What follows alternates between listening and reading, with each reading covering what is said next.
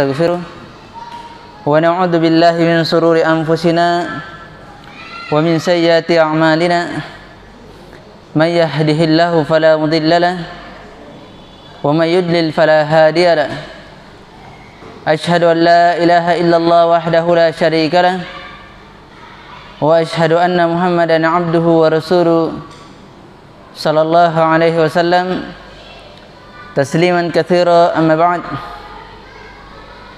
Alhamdulillah, segala puji bagi Allah Subhanahu wa taala, Rabb semesta alam.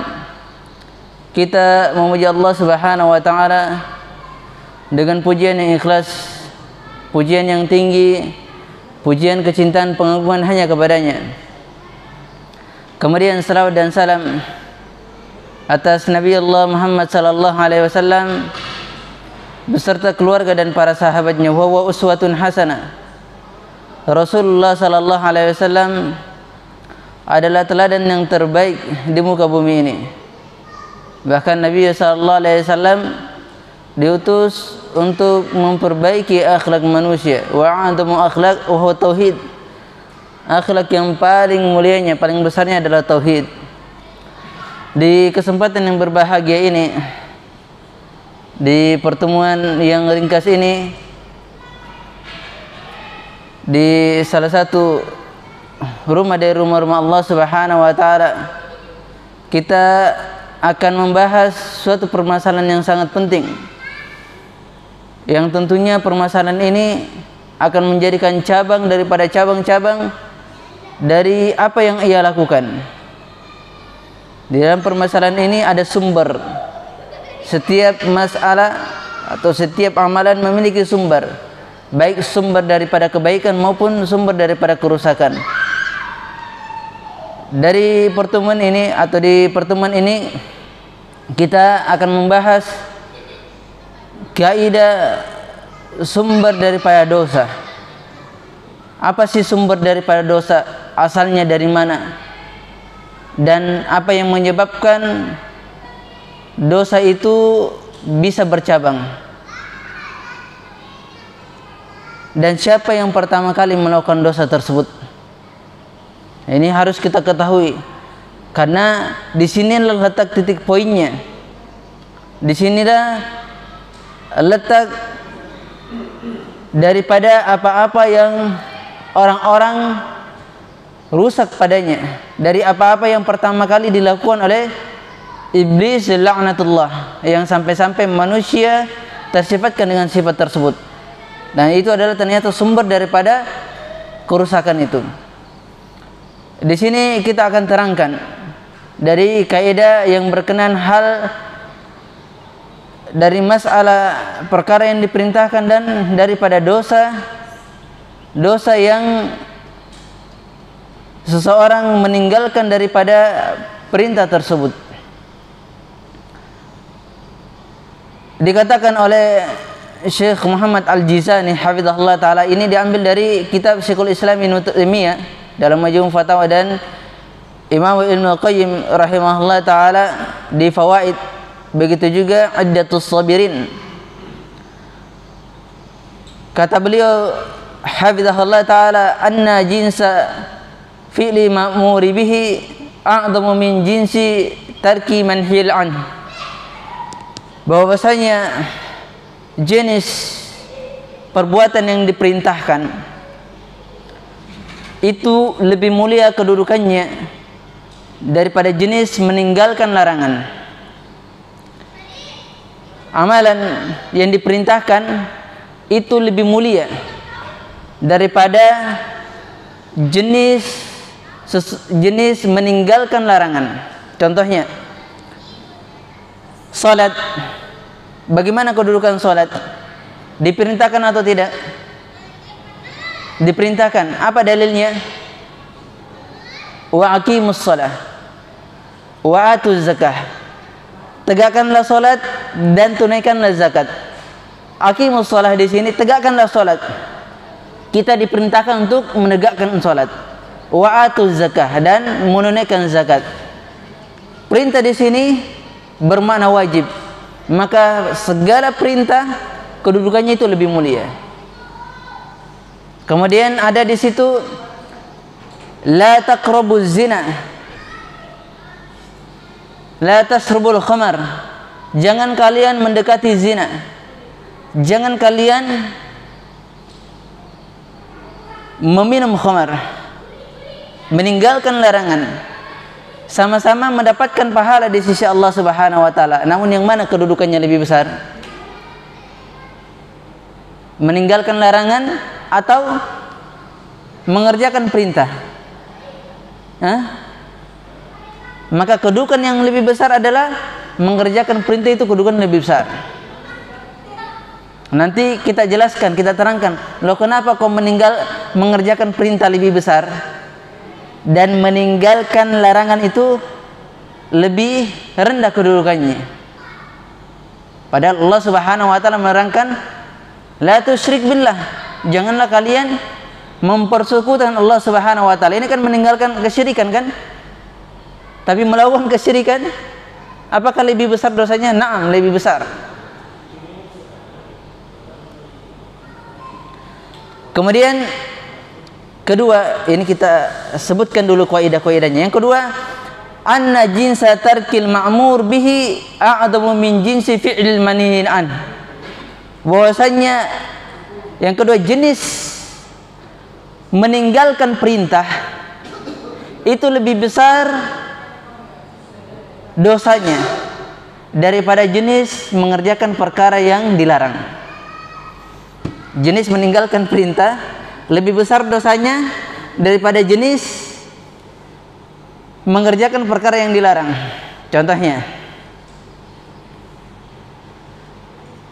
seseorang itu dia meninggalkan sholat. Contohnya seseorang dia berzina.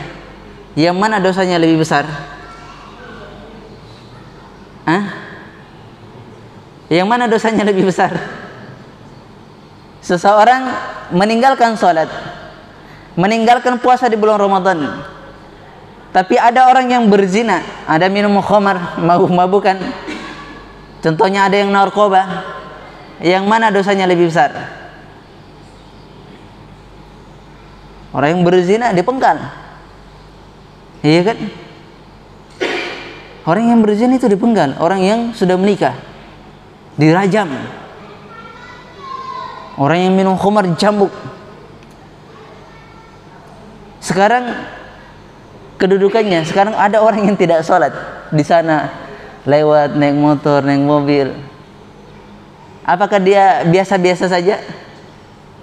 Buktinya tidak ada orang yang pukul dia, tidak ada orang yang menahan dia. Ya itu secara kasat mata, tapi secara syariat ternyata meninggalkan perkara sholat itu dosanya lebih besar daripada seseorang berzina. Tapi bukan berarti boleh berzina, tidak. Ini kedudukan dosanya. Ini kedudukan dosanya. Apa sebabnya? Karena itu adalah perintah. As-shalah, kata Nabi sallallahu alaihi wasallam, farqu bainana wa bain ahlul kitab as-shalah, atau wa bainal musyrik as-shalah. Perbedaan antara kita dan ahlul kitab atau orang musyrik itu adalah salatnya. Siapa yang salat maka dia muslim. Maka siapa yang tidak salat maka dia kafir.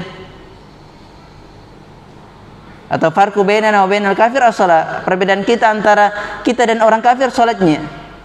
Jika ada yang menegakkan salat maka dia muslim, tapi ada yang meninggalkan salat maka dia kafir. Ini Nabi sallallahu alaihi wasallam mengatakannya.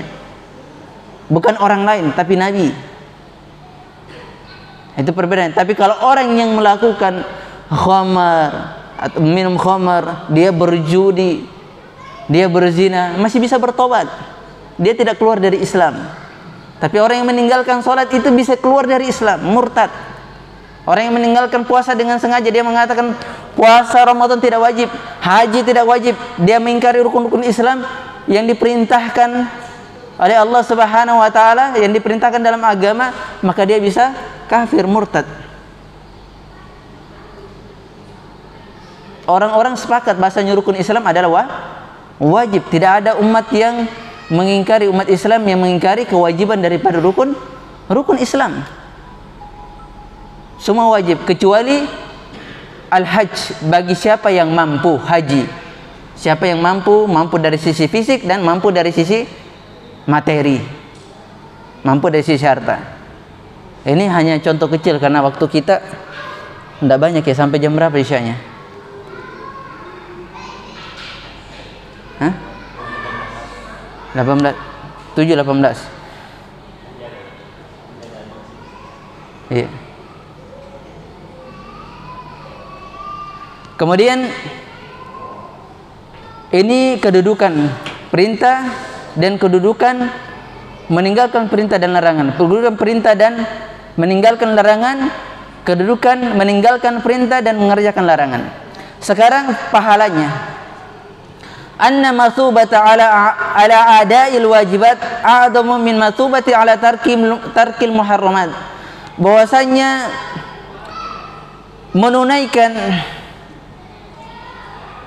pahala menunaikan kewajiban itu lebih besar pahalanya daripada pahala meninggalkan perkara yang haram. Orang sholat, Pak, sholat 2 rakaat saja pahalanya apa? Raka'atul fajar khairum minad dunya wa ma fiha. 2 rakaat fajar itu lebih baik daripada dunia dan seisinya. Itu pahala mengerjakan perintah. Besar sekali, hanya 2 rakaat. Subhanallah, orang yang paling kaya di dunia itu adalah orang yang sholat 2 rakaat sebelum fajar. Itu orang yang paling kaya, karena tidak ada yang mengalahkan kekayaannya. Dia lebih baik daripada dunia dan seisinya. Ini pahalanya. Kemudian itu lebih besar pahalanya mengerjakan perintah daripada meninggalkan larangan. Ia meninggalkan larangan, contohnya dia meninggalkan zina, dia mendapatkan pahala. Dia meninggalkan minum khamar, mendapatkan pahala. Dia meninggalkan ghibah, ghibah dosa besar. Ghibah termasuk dosa-dosa besar, membicarakan aib-aib saudaranya, dosa besar. Dia meninggalkan ghibah, mendapatkan pahala. Tapi pahalanya masih di bawah mengerjakan perintah.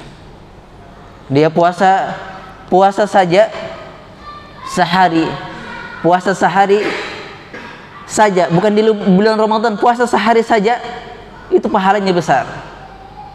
Kata Nabi sallallahu alaihi wasallam, "Man shoma yawman fi sabilillah, ja'ala bainahu baina khandaqun kama baina samawati wal ard." Barang siapa yang berpuasa sehari saja, puasa sehari, bukan bulan Ramadan, puasa sehari, maka Allah Subhanahu wa taala menjadikan dia dan api neraka ada khandaq, paret, dinding pemisah, paret jaraknya antara sejauh langit dan bumi. Itu pahalanya satu puasa. Apalagi kalau puasa bulan Ramadan, wah, masya Allah, luar biasa pahalanya. Bahkan orang yang puasa sehari di jalan Allah Subhanahu wa taala, dia berpuasa, Allah Subhanahu wa taala masukkan dia ke dalam surga, sebagaimana diterangkan oleh Nabi sallallahu alaihi wasallam. Ini mulianya pahala kedudukan apa? Perintah. Bagaimana orang yang meninggalkan larangan? Seperti meninggalkan daripada ghibah, meninggalkan daripada minum khamar, meninggalkan daripada berzina, meninggalkan daripada apa yang Allah Subhanahu wa taala dan Rasulnya haramkan. Dia mendapatkan pahala, tapi kedudukan pahalanya lebih rendah daripada mengerjakan perkara yang diperintahkan. Jelas? Ini 3 kaidah. Kemudian yang terakhir, anna uqubata ala tarkil wajibat a'zam min uqubati ala fi'lil muharramat. Bahwasanya iqab. Ini kita bicara iqab. Tadi bicara kedudukan, bicara tentang pahala. Sekarang bicara tentang iqab, hukuman. Bahwasanya hukuman meninggalkan perkara yang wajib, hukuman meninggalkan perkara yang wajib itu lebih besar hukumannya daripada hukuman mengerjakan perkara yang haram. Ini nanti kita bingung-bingung, kok kenapa bisa? Ada sumbernya. Ada sumbernya. Ini ada sumbernya. Hukuman meninggalkan yang diperintahkan, perkara-perkara wajib itu lebih besar hukumannya daripada hukuman seseorang mengerjakan perkara yang haram. Iya. La taqrabuz zina. Jangan dekati zina. Tapi kalau dia berzina, hukumannya apa? hukumannya apa? Dirajam kan? Hukumannya berat atau tidak? Hah? Berat atau tidak? Orang yang minum khamar, berzina, anggaplah berzina, hukumannya berat atau tidak? Dirajam. Dirajam dengan cara apa? Hah? Dilempari batu sampai mati. Berat atau tidak hukumannya? Hah? Berat. Siapa yang bilang berat? Saya mau lihat siapa yang mau bilang berat. Hah? Berat. Ada yang lain yang menyelisih? Kira-kira berat atau tidak, Pak? Berat. Ayo, Bapak yang di sana. Berat atau tidak? Hukuman melakukan zina berat atau tidak, Pak? Hukumannya dilempar batu loh sampai mati. Tidak boleh ada rasa kasihan. Tidak, Pak. Berat atau tidak, Pak? Berat. Masya Allah. Semua berat ya, sepakat. Sepakat berat. Kalau saya ringan, Pak. Saya menyelisih, saya ringan. Iya. Sebabnya pertama begini. Saya meninggalkan perintah sholat. Itu kan hukumannya besar kan? Karena perintah. Saya mengerjakan zina, sama-sama dihukum, sama-sama mati. Meninggalkan sholat, mati. Dianggap murtad, kafir. Orang yang berzina, yang sudah menikah dirajam, sama-sama mati. Tapi beda kedudukannya, Pak. Kedudukan orang yang berzina, ketika dia dirajam, maka telah bebas hisabnya. Dia sudah mendapatkan hisab kelak pada hari kiamat. Tetapi orang yang meninggalkan sholat itu kekal, Pak, dalam api neraka. Dia diampuni, Allah Subhanahu wa taala mengampuni orang yang berzina kemudian dia bertobat, dia dirajam, itu akan diampuni. Bahkan dia dijanjikan surga Allah Subhanahu wa taala. Tapi orang yang meninggalkan perintah, mengerjakan sholat, dia kena kesombongannya, dia mengatakan ini bukan kewajiban, sholat itu bukan wajib, dia murtad, keluar dari agama, dan itu bisa menjadi kekekalan dalam api neraka, kecuali jika Allah Subhanahu wa taala berkehendak mengampuni dia kalau dia bertobat sebelum meninggal. Tapi kalau dia berkeyakinan bolehnya meninggalkan sholat, itu bisa kafir. Kafir itu tempatnya di mana? Dalam api neraka, kekal dia.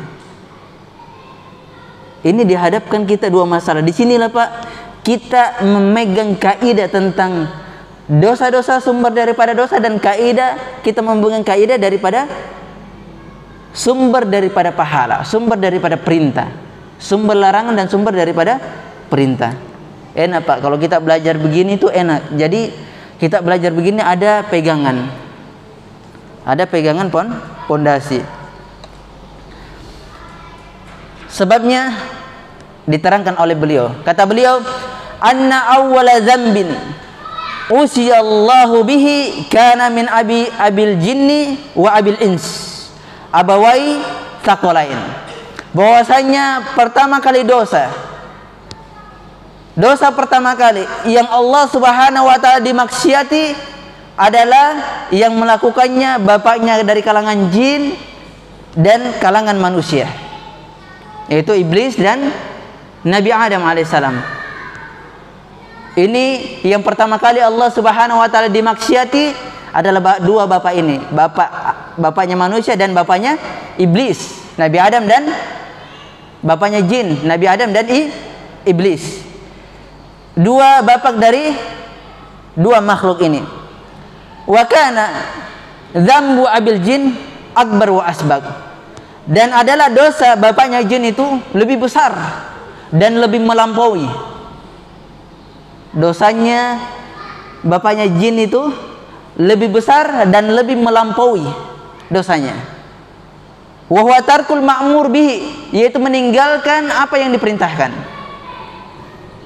Apa yang diperintahkan oleh Allah Subhanahu wa taala kepada iblis? Hah?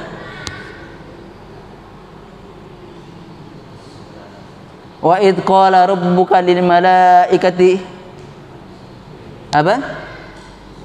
Ayo. Wa id kunna lil malaikati isjudu li adama fasajadu. illa iblisa aba wastakbaru. Apabila ketika kami berkata kepada malaikat, usjudu, sujudlah kepada Adam, yaitu hormatilah dia dalam penciptaanku, kata Allah.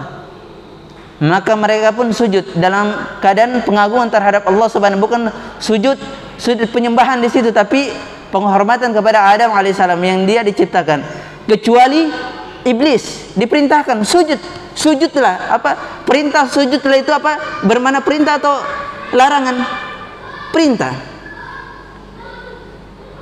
Kata Allah Subhanahu, ma manaka alla tasjudu lima khalaqtu biyadayya. Apa yang mencegah engkau yang tidak sujud terhadap apa yang aku ciptakan dari kedua tanganku? Kata iblis, ana khairum min, saya lebih baik darinya. Ukhruj fa innaka rajim, keluar kamu iblis, karena kamu itu orang yang dilaknat. Itu diperintahkan. Apa yang mencegah engkau ketika aku perintahkan? Itu kata Allah Subhanahu, ketika aku perintahkan engkau untuk sujud kepada Adam. Ini kan perintah Allah Subhanahu wa taala yang sendiri mengucapkannya. Dia memerintahkan. Nah, ini makanya kata di sini diterangkan, dosa bapaknya jin itu lebih besar dan lebih melampaui daripada lebih besar dan lebih melampaui. Yang dia itu adalah meninggalkan perkara yang diperintahkan. Wa huwa sujud, yang diperintahkan untuk sujud kepada Adam. Abaan wastakbaran. Sebabnya apa? Karena dia enggan dan sombong. Bapaknya jin itu tidak mau sujud karena enggan dan sombong. Kemudian nanti kita terangkan. Wa dzambu abil ins kana dzamban asghar. Dan bapaknya manusia, itu Nabi Adam alaihissalam, bapaknya manusia itu dosanya lebih kecil. Apa dosanya lebih kecil? Wa huwa fi'lul manhi an, wa huwa al-aklu minas syajarah thumma innahu taba minhu. Lihat, dosanya bapaknya jin itu lebih kecil dosanya. Apa dosanya? Yaitu mengerjakan perkara yang dilarang. Apa perkara yang dilarang dia kerjakan? La taqrabu hadhihi syajarah, janganlah engkau dekati pohon ini, kata Allah Subhanahu wa taala. Jangan, dilarang. Jangan engkau dekati pohon ini. Tetapi Nabi Adam alaihissalam mendekatinya. Namun dia tobat darinya. Kemudian dia bertobat darinya. Ya ikhwah, ini ada faedah besar. Allah Subhanahu wa taala hanya melarang Nabi Adam alaihissalam dengan satu dosa. Dia mengerjakan dengan satu. Allah Subhanahu wa taala melarang Nabi Adam dengan satu perbuatan, yaitu jangan mendekati pohon. Dengan mendekati pohon ini, Nabi Adam alaihissalam dikeluarkan dari surga. Satu dosa Nabi Adam dikeluarkan dari surga. Kita berapa dosa yang kita lakukan setiap hari? Kira-kira berapa dosa? Apakah kita mau berhayal mau masuk surga Allah Subhanahu wa taala tanpa hisab, mau masuk surga Allah Subhanahu wa taala sementara kita melakukan banyak dosa? Nabi Adam alaihissalam satu dosa dikeluarkan dari surga Allah Subhanahu wa taala. Kita berapa dosa yang kita lakukan? Mau berpikiran saya ingin masuk surga tanpa hisab, saya ingin masuk surga tanpa ada perbuatan, tanpa ada melakukan amalan, tanpa mau belajar mempelajari agama Allah Subhanahu wa taala dengan baik, tanpa ingin memahami sunnah-sunnah Nabi sallallahu alaihi wasallam. Itu namanya mimpi. Mimpi di siang bolong. Yang seperti itu, mau masuk surga namun tidak ada pahala, tidak ada amalan. Mau masuk surga tidak mau meninggalkan perkara yang dilarang. Nabi Adam alaihissalam hanya satu dosa dia lakukan, tapi dia dikeluarkan dari surga Allah Subhanahu wa taala. Jangan sampai kita hanya sekedar mimpi saja. Orang melakukan satu dosa dicela, habis-habisan dicela, padahal dia tidak tahu bahwa perkara yang demikian itu adalah yang memberatkan dia masuk ke dalam surga Allah Subhanahu wa taala. Belajar, ayo kita sama-sama belajar. Semakin kita belajar, semakin kita bodoh. Semakin kita belajar, semakin kita ini mengamalkan. Tapi kalau orang yang tidak mau belajar itu sudah pintar. Benar. Iya, ngapain lagi belajar, kan sudah pintar. Tapi kalau kita yang masih bodoh terus menerus belajar, mempelajari agama Allah Subhanahu wa taala. Masya Allah, satu dosa ya dikeluarkan dari surga Allah Subhanahu wa taala. Hanya jangan mendekati pohon, tapi Nabi Adam mendekatinya. Ini dilarang mendekati, hanya mendekati saja.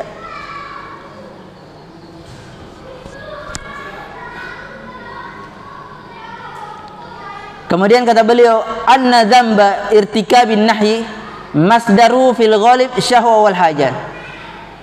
Orang yang ini disampaikan sekarang, kenapa sih kita ini melakukan perkara yang haram? Kenapa sih, apa sih sumbernya orang melanggar perintah Allah Subhanahu wa taala? Apa sih sumbernya mereka mengerjakan yang diharamkan oleh Allah Subhanahu wa taala? Ada sumbernya. Ada sumbernya. Kenapa bersumber? Apa sebabnya? Nah, itulah yang kita pelajari. Kita ingin tahu apa sumbernya. Kenapa? Apa sih sumbernya ghibah? Apa sih sumbernya minum khamar? Apa sih sumbernya berzina? Apa sih sumbernya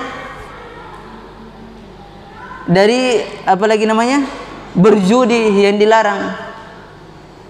Apa sumbernya semua? Perkara-perkara yang dilarang kita mengerjakannya. Kata beliau di sini, anna dzamba irtikabin nahyi masdaruhu fil ghalib syahwa wal hajat. Bahwasanya dosa melakukan perkara yang dilarang. Dosa melakukan perkara yang dilarang sumbernya kebanyakan itu syahwat dan hajat. Sumbernya adalah syahwat dan kebutuhan. Sumbernya adalah syahwat dan kebutuhan. Orang berzina, apa sebabnya? Butuh, Pak. Orang yang minum khamar, apa sumbernya? Butuh, syahwat. Berzina juga syahwat. Orang yang menggibah, membicarakan aib orang lain, apa sumbernya? Syahwat. Hajah, kebutuhan, ada syahwat di situ. Orang yang berkelahi, apa sumbernya? Kan dilarang berkelahi kan? La darar walidur, janganlah kalian memudaratkan dan tidak boleh dimudaratkan. Apa sumbernya? Syahwat. Hajah. Ada syahwat dan ada kebutuhan. Iya kan begitu? Benar tidak? Orang yang betul tidak? Segala yang dilarang itu apa? Kebanyakan sumbernya itu adalah syahwat dan kebutuhan. Orang yang narkoba, Pak, apa sumbernya? Orang yang narkoba syahwat, nanti lama-lama jadi hajah, jadi kebutuhan.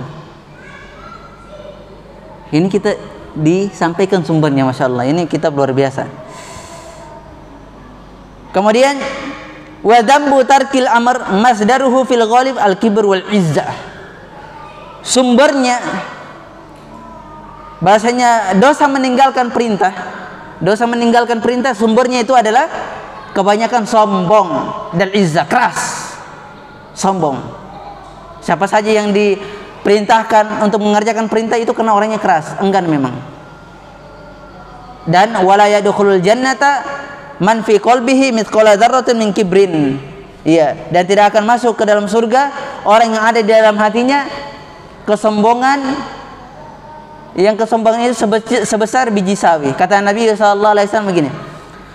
Kata Nabi sallallahu alaihi wasallam, la yadkhulul jannata man indahu mithqala dzarratin min kibrin fi qalbihi.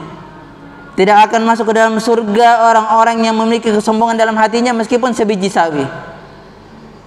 Qalu mahwal kibir, apa itu kibir? Nabi sallallahu alaihi wasallam menafsirkan sendiri kesombongan itu adalah batarul haq wal ghamtun nas. Kesombongan itu adalah menolak kebenaran dan meremehkan, menganggap remeh manusia. Itu namanya sombong, Pak. Abaan, enggan. Menolak kebenaran itu dianggap enggan, kibur, kesombongan, dan meremehkan manusia. Ini kayaknya ini bapak ini belum kenal sunnah. Kayaknya bapak ini sudah lama kok masih begitu saja tata cara sholatnya. Ini sombong.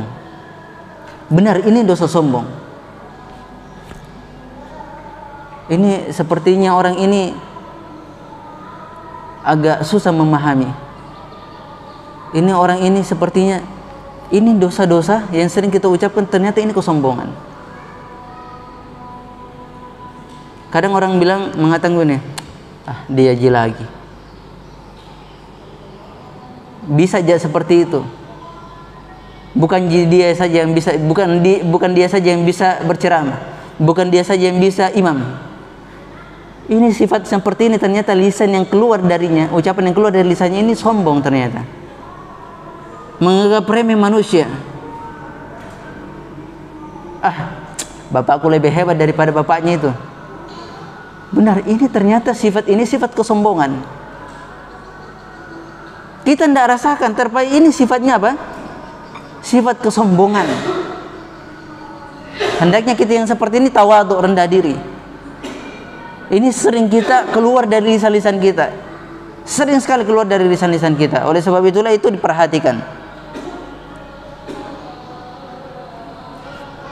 Dan orang yang melakukan dosa kesombongan itu congkak, itu sulit untuk menerima kebenaran. Dan ketika dia perintahkan, dia enggan. Itulah yang menyebabkan iblis itu keluar dari surga, dilaknat dan dikekalkan ke dalam api neraka. Kenapa? Satu sifat, sifatnya kesombongan. Siapa yang sombong, maka dia tersifatkan dengan sifat iblis. Karena orang yang selalu menolak kebenaran, maka itu adalah orang yang sombong. Orang yang sombong adalah enggan, menolak kebenaran dan meremehkan manusia. Iblis, dia sudah enggan untuk sujud, kemudian meremehkan Nabi Adam alaihissalam. Dia terbuat dari tanah, saya ini terbuat dari api. Saya ini lebih mulia daripada dia. Lihat, saya ini lebih mulia daripada dia, kata iblis. Ini sifat sombong. Saya ini kan lebih lama kajian daripada dia. Dia ini baru saja sok-sok jagoan begitu. Ini sifat sombong semua. Ini sifat sombong. Maka sumber daripada dosa ini kesombongan. Kesombongan ini yang membuat seseorang itu kekal dalam api neraka. Kenapa orang-orang Quraisy ketika diajak masuk Islam, mereka apa? Mereka tidak mau. Yang pertama karena mereka enggan, yang kedua adalah karena sombong. Agama nenek moyang kami lebih baik daripada agamanya Muhammad. Iya kan, ucapan mereka kan seperti itu. Ketika mereka diperintahkan untuk mengucapkan la ilaha illallah, kul la ilaha illallah, ucapkanlah la ilaha illallah. Karena mereka tidak mau, enggan dan sombong. Itulah bentuk daripada sumber daripada dosa. Sumber daripada dosa-dosa, Masya Allah. Adapun orang yang melakukan misalnya perkara yang haram, meninggalkan mengerjakan perkara yang diperintahkan, dia akan apa? Dia akan diampuni Allah Subhanahu wa taala jika dia betul-betul bertobat. Bahkan sekalipun dia melakukan kesyirikan, dia akan diampuni. Bukankah Allah Subhanahu wa taala berfirman dalam hadis qudsi, kata Allah Subhanahu wa taala, ya ibadi innakum tukhti'una bil-laili wan-nahar wa ana aghfiru dzunuba jami'a fastaghfiruni aghfir lakum. Kata Allah Subhanahu wa taala dalam firman-Nya hadisul qudsi, wahai hamba-hambaku, sesungguhnya kalian melakukan dosa siang dan malam. Itu siang dan malam melakukan dosa. Maka mintalah ampun kepadaku. Sungguhnya aku mengampuni seluruh dosa tanpa terkecuali, bahkan kesyirikan masuk padanya. Kalau dia benar-benar bertobat, tapi tobatnya orang yang melakukan kesyirikan antara dia dengan Allah Subhanahu wa taala. Antara dia dengan Allah Subhanahu wa taala. Namun orang yang mengerjakan kesyirikan itu, kalau dia tidak bertobat, maka kekal dalam api neraka. Kekal dalam api neraka. Innallaha la yaghfiru ay yushraka bih wa yaghfiru ma duna dzalika liman yasha. Allah Subhanahu wa taala tidak mengampuni dosa orang yang melakukan kesyirikan dan mengampuni dosa orang yang melakukan selain daripada kesyirikan.